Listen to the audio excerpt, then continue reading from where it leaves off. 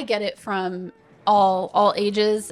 Primarily old men is actually my biggest trolls. That's just coming out of insecurity, I think. We talk about this a lot, how the photo industry has become so female-centric. It is completely shifted from 25, 30 years ago, where it used to be a male-dominated industry. Now it is very, very strongly female-dominated. And I think there's a lot of resentment from a lot of older guys. Do you think also that because a lot of photographers are women business owners, that has given some kind of easier to confront, easier to attack, I don't know, open door for consumers to do things like complain about the price to the point of leaving a bad review, because women are not as scary maybe as men.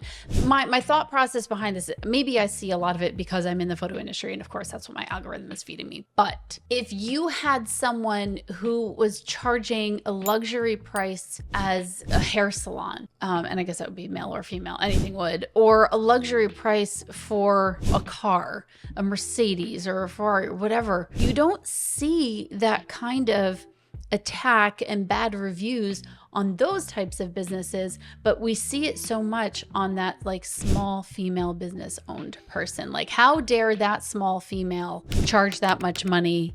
But you would never say that about a big business or I don't know. Like, I find it interesting. Two things to that point. Number one, I don't think it's because of a small female business. I think this, again, it goes back to there are no repercussions.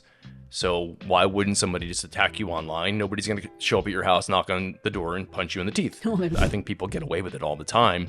And then there is this default, the consumer is always right, to the point where a bad review can destroy a business. It could hurt a business very badly. So large businesses, like large brands, they catch a lot of heat. It just, because they're so big, it doesn't affect them as much, because their pool of customers and audience, like we are. Well, who is taking it personally? This massive marketing department. Nobody's taking it personally until somebody gets fired because they did such a bad campaign like Bud Light. Yeah, but I think you might have a point there. So, for example, you know, that big business is not going to take it personally, like I said, versus a small business. Not only is it going to take it personally, but it's going to post about it like that girl did, like I've done in the past, in hopes that they get some emotional support. And then nobody, you know, they get some, but then apparently it gets so bad you have to delete the thing you needed emotional support about.